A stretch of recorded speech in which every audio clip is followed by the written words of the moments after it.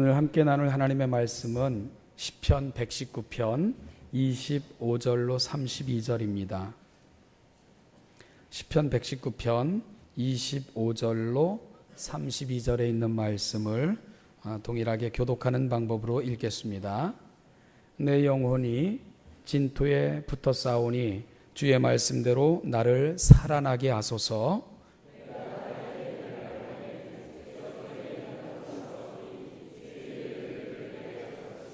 나에게 주의 법도들의 길을 깨닫게 하여 주소서. 그리하시면 내가 주의 기이한 일들을 작은 소리로 읊조리리이다.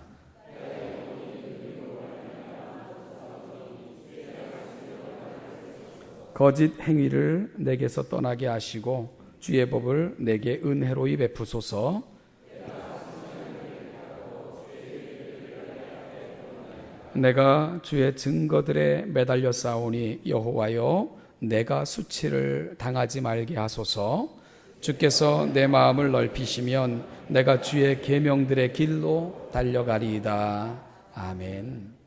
교회 성장을 꿈꾸는 전 세계 목회자들의 우상과도 같고요. 또 수많은 지도자들이 이곳을 방문해서 배우고 싶어하는 그런 교회가 있는데 미국 시카고에 있는 윌로우 크릭이라는 교회입니다.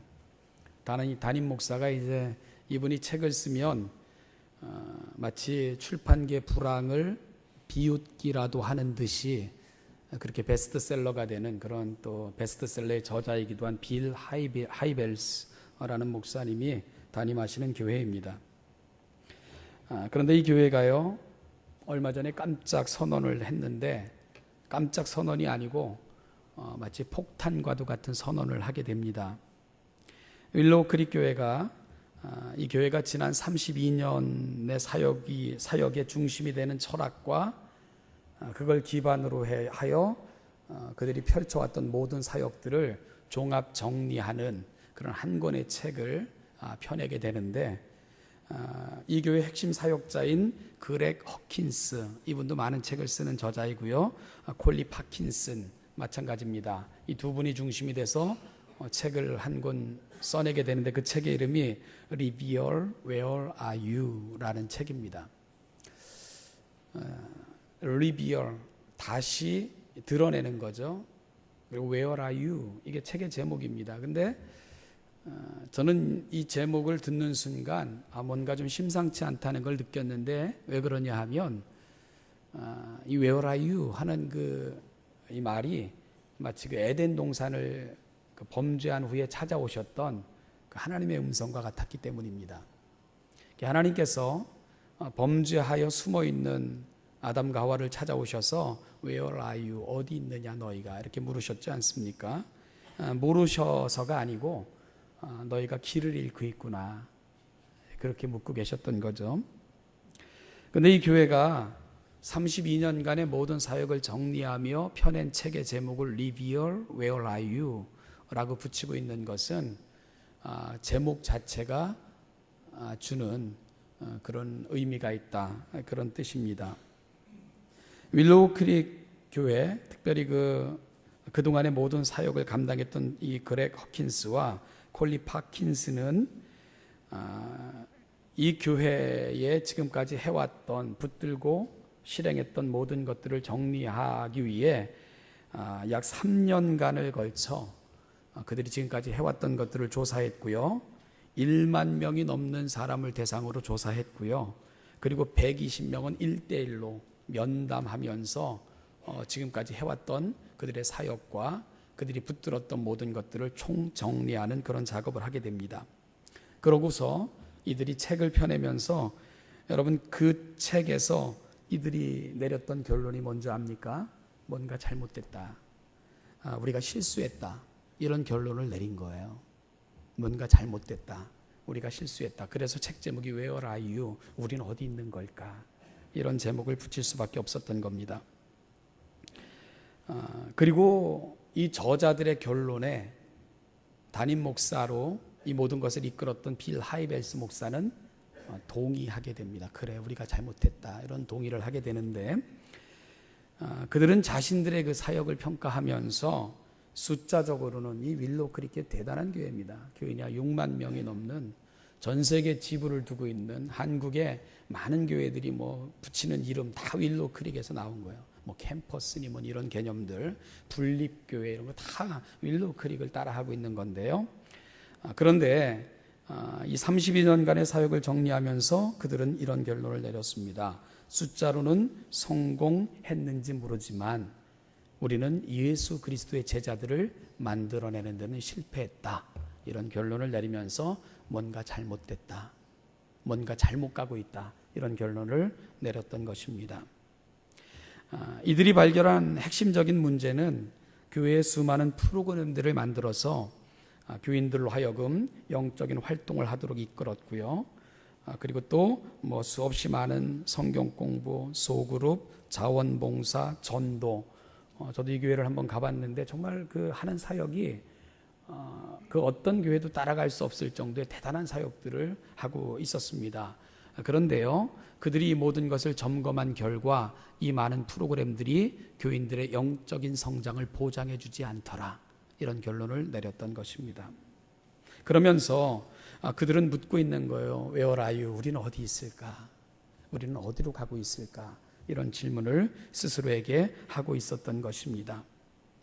그러면서 그들은 그 책에서 묻기를 많은 이 프로그램에 참여했던 교인들, 그들이 과연 하나님을 진심으로 사랑하며 이웃을 뜨겁게 사랑하고 있었던가? 이런 질문들 앞에 그렇지 않더라. 이런 결론을 가슴 아프게 내릴 수밖에 없었던 것입니다. 그러면서 그들은 새로운 영감이 필요하다고 그들은 고백을 했습니다. 새로운 영감, 이것은 시대를 앞서가는 안목, 탁월한 마케팅, 세련된 프로그램 같은 것이 결코 아니다. 성경으로 돌아가야 된다. 이것이 그들의 결론이었습니다. 그들은요, 그 많은 사역을 했고 세계의 많은 목회자들이 앙망하는 교회입니다. 보고 듣고 배우고 싶어하는 교회, 따라하기 위해 혈안이 되어 있는 교회, 그들이 이런 고백을 하고 있는 것입니다. 그들은 심지어 근본부터 새롭게 시작해야 되는데 지금까지 우리가 그린 그림을 지우개로 지우는 정도가 아니라 적당히 땜질할 문제가 아니라 백지에 새로 그려야 될 그러한 위기에 우리는 놓여 있는 거다. 이렇게 자신들의 교회를 진단하고 있었습니다. 그러면서 그들은 꿈을 찾아야 된다 그랬어요. 꿈. 그런데 여러분, 그 꿈이 뭔지 아십니까? 하나님의 말씀으로 돌아가서 그분의 마음을 다시 붙드는 것, 이게 꿈이다. 이게 우리들의 꿈이다. 이런 고백을 하고 있습니다. 윌로우 크릭 교회가 잘못했다. 우리가 실수했다. Where are you? 우리는 어디에 있나? 여러분, 이런 고백은 참 세계인들을 놀라게 했죠. 잘하는 줄 알았고 따르고 싶었던 교회인데 그리고 많은 사람이 추앙했고요. 지금도 수없이 많은 사람들이 그 교회를 방문하면서 프로그램 가져다가 또 따라하고 이런 모델과 같은 교회였는데 그들이 길을 잃었다고 하니까 바라봤던 사람들은 당황할 수밖에 없었던 것입니다. 그리고 더 놀라운 것은 그들이 그 고백을 했다는 거예요. 그들이. 여러분, 그렇지 않습니까? 어느 정도 수준에 올라가면 사람들은 잘못 잘 인정 안 합니다. 그게 문제죠. 그러면 더 이상 발전도 안 하는 거고요. 그리고 자기 합리화를 막 시도를 하죠. 그리고 또한 자기를 감싸려고 포장하기에 혈안이 되지 않습니까? 그런데 윌로우 크릭 교회가 뭔가 잘못됐다, 우리가 잘못했다라고 이야기한 것은 전 세계인들에게 정말 폭탄과도 같은 그런 선언으로 와 닿을 수밖에 없었던 것입니다. 여러분, 그러면서 그들은 스스로를 향해 꿈을 찾자, 꿈. 그런데 그들이 만들고 싶은 꿈, 그건 하나님의 말씀으로 다시 돌아가서 다시 그리자, 다시. 지금까지 했던 그것이 아닌 사람들의 시선과 눈높이에 맞췄던 그런 것이 아닌 하나님의 꿈, 그분의 눈높이, 그분의 마음으로 다시 그리자, 이런 고백을 하고 있었습니다. 이 기사를 읽고요. 제가 이 책을 읽어보지 못했는데 어떤 리비어 Where Are You? 라는 이 책 제목을 제가 이렇게 기사를 통해 보는 순간 저에게도 정말 큰 이렇게 충격이 있었던 것 같습니다. 참 그러면 우리 신원예담교회 우리의 꿈은 뭘까? 이런 생각을 해봤고요. 그런 생각을 하니까 참 부끄러웠습니다. 우리가 붙들고 또 하루하루 신앙인이라는 이름으로 살아가는 내 삶도 부끄러웠고, 그리고 사람의 시선, 눈치를 보느라 아무 말도 못하고 있는 이 목회자인 나도 부끄러웠고, 그리고 또 한국교회도 부끄러웠고, 수많은 습관과 관습, 익숙함에 물들어 종교인으로 살아가는 것에 그저 만족한 채 자기 합리화에 급급한 우리 자신을 보는 것도 참으로 힘겨웠습니다. 그러면서 생각을 했죠. 꿈을 찾아야 된다. 꿈. 그런데 그것은 또다시 프로그램을 만들어내고 또다시 사업을 구상하며 예산을 쏟아붓는 그런 꿈이 아니라 하나님의 시선을 붙드는 꿈, 하나님의 마음을 담는 꿈, 그분이 바라보실 때 함께 할 수 있는 꿈, 그 꿈을 만들어 가야 되는 거다. 이런 도전을 정말 심각하게 받았습니다. 그리고 꿈을 찾고 싶다는 그런 강력한 열망을 안게 됐고요. 찾아야 된다. 그것만이 살 길이다. 그것만이 이 시대에 우리가 해야 될 일이다 하는 것에 대한 소망의 자리, 소명의 자리로 다시 고백하며 나아갈 수 있도록 이 작은 기사는 저에게도 굉장한 도전을 줬습니다. 여러분, 저도요, 저와 교회와 우리의 신앙의 모습을 냉철하게 돌아볼 것입니다. 그리고 지금 우리 교회가 무엇을 붙들고 있고 무엇을 추구하며 무엇을 꿈이라고 얘기하는지에 대한 정확한 진단을 내리기 위해서 노력할 것입니다. 그리고 잘못됐다면 버리고 바꾸고 하나님의 말씀 붙들고 씨름하면서 그분의 마음이 담겨진 그림을 그리기 위해 다시 시작하고 싶다는 그런 강렬한 열망을 고백을 합니다. 윌로우 크릭과 같은 돌아봄과 그리고 잘못됐다면 돌이킴과 그것이 나를 부정하는 일이라 할지라도 하나님께서 원하신다면 바꿔내야 되는 그런 과제 앞에 저와 여러분들은 서 있다는 그런 강력한 도전을 받았습니다. 그리고 우리 사랑하는 신원예담교회가 정말 하나님이 원하시는 그 교회를 향해 나아가고 싶다는 그런 강렬한 열망이 하나님 앞에 고백되어졌습니다. 그리고 함께 윌로우 크릭 교회가 꿈을 찾겠다고 꿈이라고 이야기했던 그 꿈을 저와 여러분들도 다시 찾아 떠나는 그런 순례자가 되기를 간절히 소망하고요. 그 작업을 함께 해나갈 수 있게 되기를 간절히 소망해 봅니다. 어찌 보면 오늘 본문에서 우리가 만난 시인도 그 꿈을 꾸고 있었습니다. 하나님의 마음에 합한 자로서 회복되는 꿈을 오늘 시인도 꾸고 있었습니다. 그러면 시인은 어디서부터 이 작업을 시작하고 있는가? 먼저 시인은 자신을 살피는 거기서부터 여전히 또한 그의 꿈을 찾는 작업을 시작하고 있었습니다. 살아왔던 삶, 흔적, 그리고 오늘을 살아가는 자신의 모습, 시인은 이것들을 살피는 것으로부터 꿈을 찾는 여행을 시작합니다. 모든 것은 자신을 바로 바라보는 지점에서 시작이 되는 것입니다. 남을 먼저 보면 나를 보지 못합니다. 남을 보며 비교하기 시작하면 본질을 경험할 수 없지요. 나를 봐야 나를 볼 수 있고 나를 봐야 남을 볼 수 있는 것입니다. 본질에 대한 문제이기 때문이죠.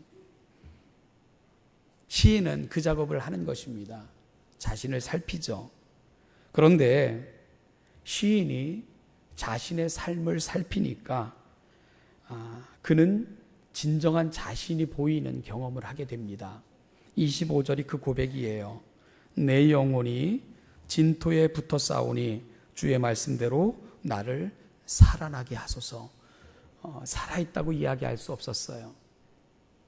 그래서 여러분 시편 119편을 보면 끊임없이 살려달라고 부르짖는 시인의 목소리가 곳곳에서 들려지는 것을 발견하실 것입니다. 진토, 진흙을 말합니다. 먼지를 말하기도 하고요. 진토, 즉 그는 진흙에서 뒹구는 자신의 모습을 보게 된 것입니다. 괜찮다고 생각했는데 자신의 본질을 경험하고 나니까 죽어있는 자신을 볼 수밖에 없었던 것입니다.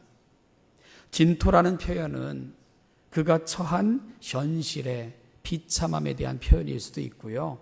또한 자신의 죄된 삶에 대한 탄식일 수도 있습니다. 아마 시편 119편 오늘 본문에서는 후자일 것으로 우리가 추측할 수 있죠. 왜냐하면 26절에서 그는 이런 고백을 올리고 있기 때문입니다. 내가 나의 행위를 아뢰매 주께서 내게 응답하셨사오니 주의 율례들을 내게 가르치소서.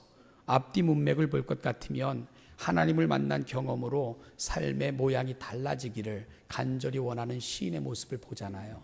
그러니까 이 진토라는 표현은 죄된 삶에 익숙하여 살아가는 자신의 어리석음을 고백하는 거다, 이렇게 표현할 수 있겠지요.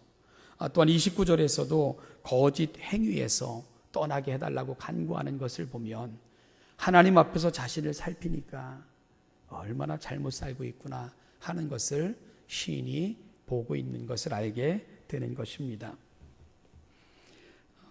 자신의 삶을 깊이 묵상하고 돌아보니까 진토에서 마치 더러운 진흙에서 이리저리 뒹구는 돼지와도 같은 자신의 삶, 토한 것을 다시 먹는 개와도 같은 그런 처참한 죄된 삶을 살아가는 자신을 볼 수밖에 없게 됐던 것입니다.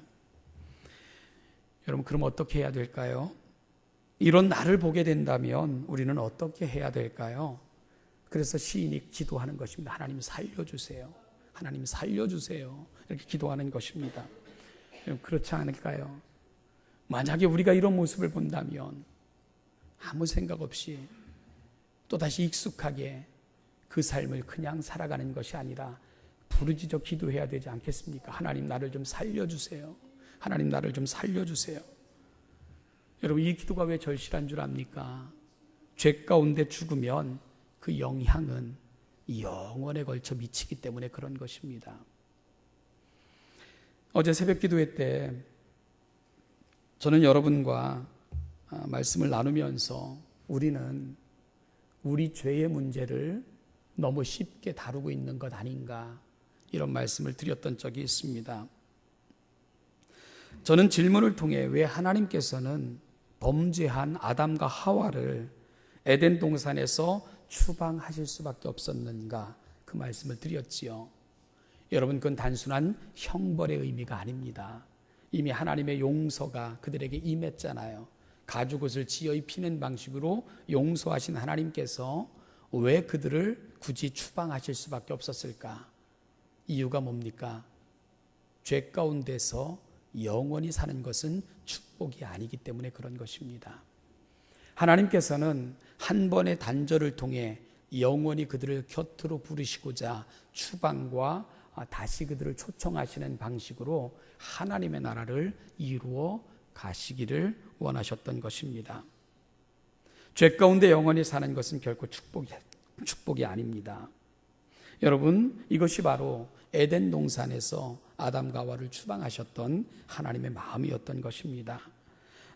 이 죄의 문제가 해결되지 않으면 그 죄의 영향을 우리는 늘 받고 영원까지 받고 살 수밖에 없기에 하나님은 그 죄의 문제를 이렇게 심각하게 다루실 수밖에 없었던 것입니다. 제가 이런 질문을 자주 하죠. 영생이 뭡니까? 이런 질문 말입니다. 여러분, 영생이 뭘까요? 문자대로 해석을 하면 영원히 사는 거죠. 그런데 영원히 안 사는 육체는 세상에 하나도 없습니다. 저는 그래서 영생의 본질은 영원히 사는 데 있는 것이 아니고 어디서 누구와 어떤 삶을 사느냐의 문제이다. 이런 도전을 늘 여러분에게 했지요. 여러분, 지옥에서도 영원히 살아요. 그런데 그걸 우리가 축복된 영생이라고 말할 수 없잖아요. 하나님의 나라에서 그분과 더불어 그분이 주시는 축복을 누리며 영원히 사는 것, 그게 영생의 본질 아니겠습니까? 여러분, 그런데 지옥에서 영원히 사는 육체도 있다는 것입니다. 바로 죄의 영향력은 그렇게 무서운 것입니다. 그 죄의 대가를 영원히 받으며 살 수밖에 없는 곳, 그곳이 바로 지옥이기 때문에 그렇습니다. 그런데 우리가 어찌 죄를 가볍게 여길 수 있겠어요? 우리가 어떻게 죄가 미치는 영향력과 그 죄가 미칠 결과를 우리가 너무 가볍게 여기며 그렇게 살 수 있을까요? 이건 영원에 대한 문제인데, 영원히 죄의 대가를 우리가 그 영향력 속에서 살아야 되는 문제인데 우리가 너무 쉽게 이 죄를 다루고 있는 것은 아닌가, 그런 안타까운 마음을 느꼈다는 것입니다. 사도 바울은 이렇게 외치고 있죠. 내가 그리스도와 함께 십자가에 못 박혔나니 그런즉 이제는 내가 사는 것이 아니요 오직 내 안에 그리스도께서 사시는 것이라. 이제 내가 육체 가운데 사는 것은 나를 사랑하사 나를 위하여 자기를 버리신 하나님의 아들을 믿는 믿음 안에서 사는 것입니다. 여러분, 우리는 다 그리스도 안에서 죽은 자들입니다. 왜? 우리는 그리스도와 함께 십자가에 못 박혀 죽는 그런 경험이 필요하죠. 죄의 영향력 가운데 영원히 살지 않기 위해 그런 것입니다. 우리는 그리스도와 함께 죽는 경험을 통해 죄의 영향력의 사슬을 끊어내는 것입니다. 그리고 그분의 부활과 함께 다시는 죄의 영향력 하에서 신음하지 않을 그분이 초청하는 나라, 그 영원한 나라에서 영원히 그 복락을 누리며 살고자 우리는 십자가 앞으로 나아가야 되는 것입니다. 그런데 십자가를 통한 죽음을 경험하지 못하면 우리는 죄 가운데 영원히 사는 것입니다. 죄의 영향력 하에서 영원히 고통받으며 그 죄가 주는 그 영향을 누리며 그렇게 살아갈 수밖에 없는 것입니다. 십자가 앞으로 나아가야 됩니다. 그분의 십자가 위에서 나를 위해 핏뿌림으로 나의 모든 죄를 대속하시고 나 때문에 하나님 되심을 포기하시면서까지 사랑하신 그 예수 그리스도, 그분 안에서 우리가 죽음을 경험해야 됩니다. 죄에 대해서 죽어야 됩니다. 그리고 그분과 함께 살아나야 됩니다. 그래야 우리가 그분과 함께 영생을 누릴 수 있게 되는 것입니다. 이것이 복음이며 이것이 우리에게 되어진 가장 놀라운 은혜라는 것을 우리가 확인하고 또 확인할 수 있어야 됩니다.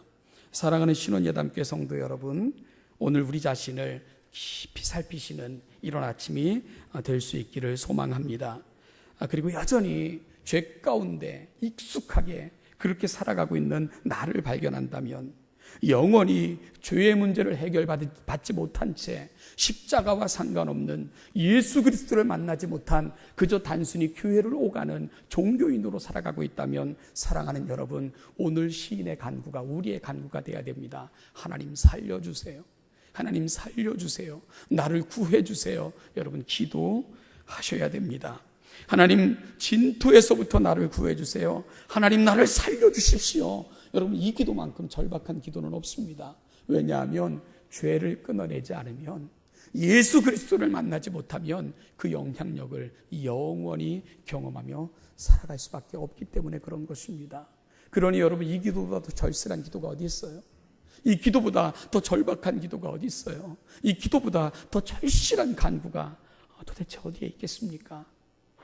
우리가 언제까지 어떤 일이 벌어질지 모르는 안개와 같은 인생을 살아가고 있는데, 여러분, 이 문제를 해결하는 것보다 더 시급한 문제가 세상에 어디에 있겠습니까? 시인은 꿈을 꿉니다. 하나님의 마음에, 그 하나님의 시선에 자신의 인생이 붙들리는 꿈, 바로 그 꿈을 꾸고 있습니다. 그 작업을 자신을 살피는 것부터 시작하는데, 그런데 도저히 소망이 없는 자신, 죽어있는 자신, 그 자신을 보고 있는 것입니다. 그래서 시인은 부르짖는 거죠. 하나님 살려주세요. 하나님 살려주세요. 그런데 그 고통스러운 절망과 절망스러운 부르짖음 끝에 시인은 아주 놀라운 복음을 깨닫게 됩니다. 그걸 제시하고 있습니다. 25절의 말씀에 우리가 볼 것 같으면, 내 영혼이 진토에 붙어 싸우니 주의 말씀대로 나를 살아나게 하여 주십시오. 그러면서 26절에서 이런 고백을 하죠. 우리 같이 한번 읽어보겠습니다. 시작. 내가 나의 행위를 아뢰매 주께서 내게 응답하셨사오니 주의 율례들을 내게 가르치소서. 아멘. 여러분, 25절에서 내 영혼이 진토에 붙어 싸우니, 그게 현실이에요. 그런데 시인은 뭐라고 기도합니까? 나를 살려달라고 기도해요. 그런데 시인이 이렇게 기도할 수 있는 용기를 어디서 찾냐 하면 주의 말씀에서 찾고 있는 거예요. 주의 말씀대로 기도하고 있는 것입니다. 시편 34편 18절 말씀을 보니까 여호와는 마음이 상한 자를 가까이 하시고 중심으로 통회하는 자를 구원하시는도다. 시편 51편 17절 말씀을 보니까 하나님께서 구하시는 제사는 상한 심령이라. 하나님이여 상하고 통회하는 마음을 주께서 멸시하지 아니하시리이다. 이사야서 57장 15절 말씀을 보니까 지극히 존귀하며 영원히 거하시며 거룩하다 이름하는 이가 이와 같이 말씀하시되 내가 높고 거룩한 곳에 있으며 또한 통회하고 마음이 겸손한 자와 함께 있나니 이는 겸손한 자의 영을 소생시키며 통회하는 자의 마음을 소생시키려 함이라. 통회하는 자, 뭐 때문에요? 죄 때문에 통회하며 하나님 앞에 나와 살려주세요 구하는 자들을 하나님 결코 외면하지 아니하시더라. 시인이 그걸 깨달은 것입니다. 요한일서 1장 9절 말씀에 보면, 만일 우리가 우리 죄를 자백하면 그는 믿으시고 이루사 우리 죄를 사하시며 모든 불의에서 우리를 깨끗하게 하실 것입니다. 여러분, 이것이 성경의 약속입니다.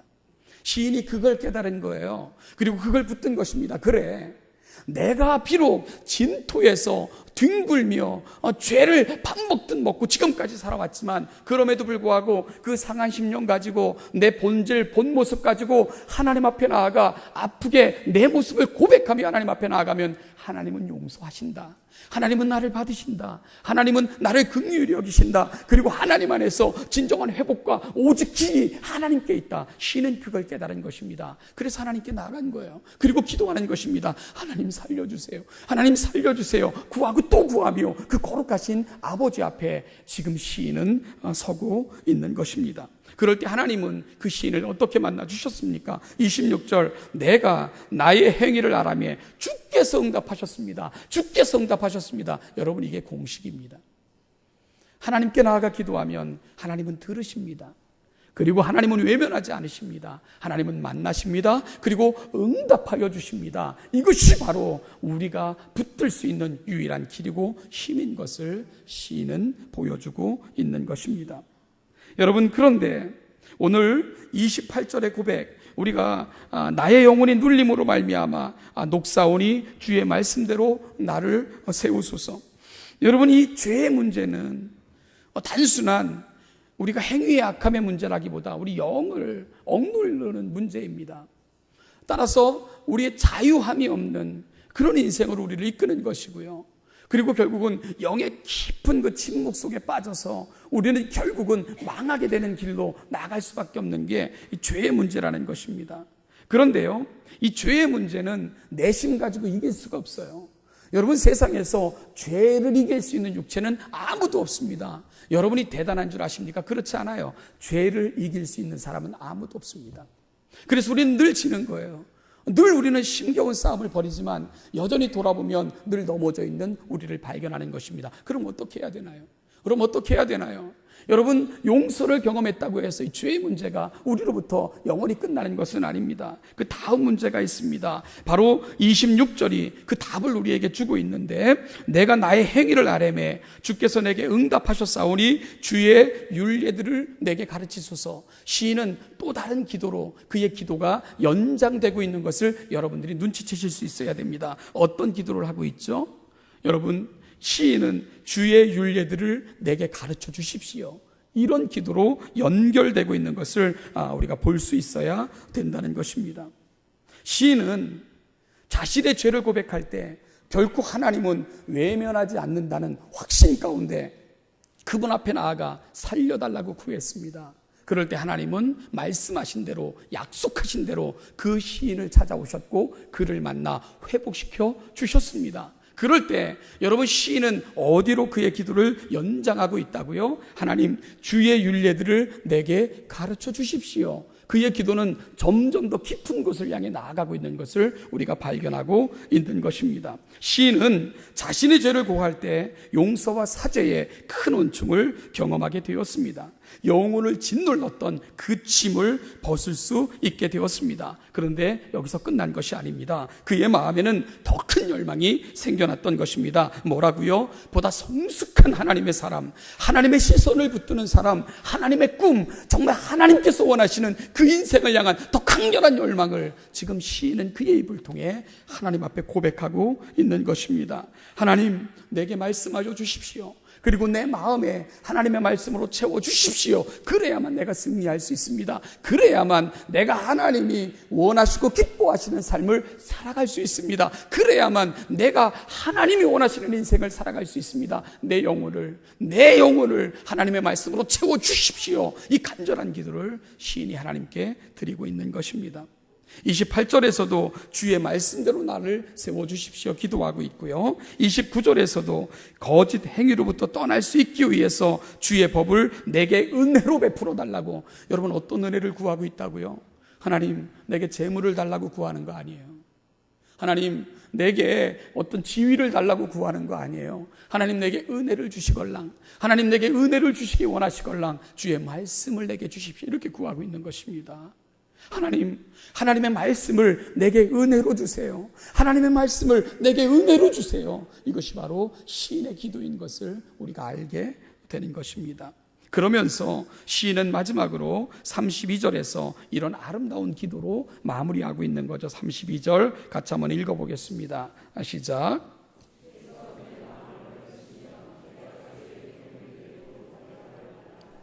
아멘. 주께서 내 마음을 넓히시면 내가 주의 계명들의 길로 달려가리이다. 꿈, 여러분, 이것이 시인의 꿈입니다. 꿈. 어떤 꿈입니까? 왜 마음을 넓혀달라고 기도하고 있는 걸까요? 말씀을 더 담고 싶어서, 하나님의 말씀을 더 담고 싶어서. 그래서 그 하나님의 말씀을 늘 묵상하고 읊조리면서 그 하나님이 원하시는 인생을 향해 달려가고 싶어서 지금 시인은 이런 기도를 하고 있는 것입니다. 저는 이 부분을 묵상할 때 얼마나 은혜가 되던지 알고 나니까, 하나님의 거룩한 말씀을 접하고 나니까, 우리식으로 하나님의 은혜를 받고 나니까 시인은 좁은 내 마음이 안타까운 것입니다. 편협된 내 생각이 안타까운 거고요. 아둔한 내 지혜가 안타까운 것이고 좁은 내 지식이 안타까운 것입니다.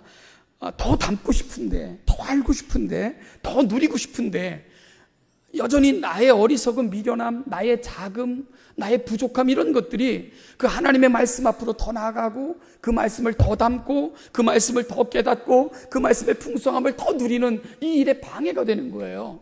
그래서 시인이 꿇어 엎드려 뭘 기도하고 있습니까? 하나님, 내 마음을 넓혀주십시오. 하나님, 내 마음을 넓혀주십시오. 왜요? 하나님의 말씀을 더 담고 싶어요. 하나님을 더 알고 싶습니다. 하나님의 마음을 더 담고 싶어요. 하나님이 원하시는 그것이 무엇인지 내가 더 열망합니다. 이것이 그의 기도가 되는 거예요.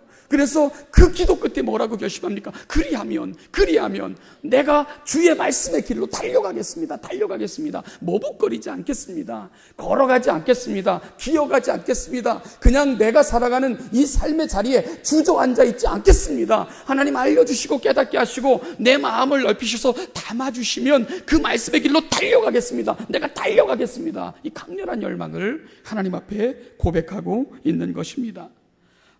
왜요? 그게 귀하니까. 그게 내가 살 수 있는 유일한 길이니까. 죄악을 끊고 죄악을 극복할 수 있는 유일한 길은 내 마음이 넓어져 말씀이 담기고 그 말씀이 날마다 흘러넘치고 그 말씀이 묵상되어지고 내게 기쁨이 돼야지만 내가 이길 수 있으니까 하나님 내 마음을 넓히셔서 말씀으로 충만히 담아주시고 그리고 그것이 내게 흘러넘쳐 그 말씀이 이끄는 대로 내가 달려가는 그런 인생이 되게 하여 주십시오. 오늘 시인은 그런 간구를 하나님 앞에 드리고 있는 것입니다. 사랑하는 신원예담교회 성도 여러분, 오늘 이 시인의 기도가 저와 여러분들의 기도가 되면 얼마나 좋겠습니까? 우리 자신을 볼 때 이렇게 살면 안 되는데 내가 하나님의 자녀 맞는가? 내가 목사 맞는가? 내가 정말 그 많은 세월 동안 하나님을 아버지라 예수님을 내 주님이라 성령님을 나의 인도자라 부르며 살아왔던 내가 정말 그 하나님의 사람 맞는가? 이런 고민이 있다면 오늘 하나님 앞에 우리가 살려달라고 구해야 됩니다. 죄의 영향력은 그렇게 무시하며 넘어갈 정도로 그렇게 단순한 것이 아니기 때문에 그런 것입니다. 여러분, 그리고 오늘 우리의 기도가 오늘 시인의 기도처럼 넓어지길 바랍니다. 하나님, 내 마음을 넓혀주십시오. 그리고 내 마음에 하나님의 말씀이 담겨 그 말씀이 흘러넘치는 곳까지 내가 달려가는 인생이 되기를 원합니다. 윌로우 크릭 교회 기사를 전하는 기자는 아프게 마지막으로 이 한마디를 덧붙였습니다. 한국 교회는 아직도 그 어떤 반응도 내어놓고 있지 않다. 참으로 많은 교회들이 그 교회를 답습했습니다. 정말로 많은 교회들이 모델로 삼았던 교회입니다. 그런데 우리는 용기가 없습니다. 내가 잘못됐구나. 내가 잘못 가고 있구나. 시인할 용기가 없는 것입니다. 그런데 여러분, 하나님 앞에 시인함으로부터 우리의 잘못을 고백하고 하나님의 말씀으로 우리의 마음을 넓혀 받아내고 그 속에서부터 하나님과 함께 더불어 동행함, 이런 결단과 각오가 없이는 우리가 어찌 하나님의 길, 하나님이 원하시는 꿈을 향한 길을 출발할 수 있겠습니까? 오늘 하나님의 말씀 속에서 우리를 보고 잘못된 것을 고치고 살려달라고 구하고 하나님의 말씀을 다시 담고 그 말씀이 그려가는 선명한 꿈을 붙들고 살아 이 시대에 하나님이 부르실 때 영광스럽게 하나님의 자녀로 제자로 설 수 있는 우리 신원예담교회 모든 성도들 다 되시기를 주님의 이름으로 축복합니다. 기도하시겠습니다. 하나님 아버지, 은혜와 사랑 참 감사합니다. 여전히 여기 서 있는 것만도 감사하고 여전히 호흡하며 숨쉬며 살아가는 자체를 인함으로도 감사합니다. 하나님 아버지, 오늘 이 아침 또한 말씀 앞으로 우리를 부르신 것도 감사합니다. 이제 아버지 하나님, 우리를 보며 다시 우리의 시선을 들어 하나님을 보며 그 하나님께서 원하시고 기뻐하시는 것을 우리의 시선을 옮기고 그 하나님이 원하시는 길을 향해 달려가기를 결심하고 또 결심하는 우리 사랑하는 신원예담교회 모든 성도들 될 수 있도록 은혜 위에 은혜를 더하여 주시기를 간절히 바라옵고 소망합니다. 하나님, 하나님의 꿈, 원하심, 소망을 우리의 가슴에 담고 이 시대에 하나님이 정말 기대하시는 사람으로 살다가 하나님의 영원에 참여할 수 있는 하나님의 거룩한 백성들이 되게 하여 주시옵소서. 감사드리며 예수님의 이름으로 기도하옵나이다. 우리 주 예수 그리스도의 은혜와 아버지 하나님의 무한하신 사랑과 성령님의 인도하심과 교통하심과 충만케 하심과 우리 곁에 서셔서 붙드심이 하나님의 자녀 또한 그 마음을 붙들고 그 하나님의 시선을 붙들며 또다시 우리의 삶 속에서 그 하나님의 거룩한 뜻을 드러내며 살아가는 거룩한 자녀의 길을 소망하며 이 자리에 서 있는 우리 사랑하는 신원예담교회 모든 성도들과 그 사랑하는 성도들의 가정과 그 가정에 기업으로 주신 아름다운 자녀들과 그들의 기업과 그들의 직장과 그들이 함께 속해 있는 공동체와 이 나라와 이 민족 위에 이제부터 영원까지 그 영원까지 함께 하시기를 축원하옵나이다. 아멘.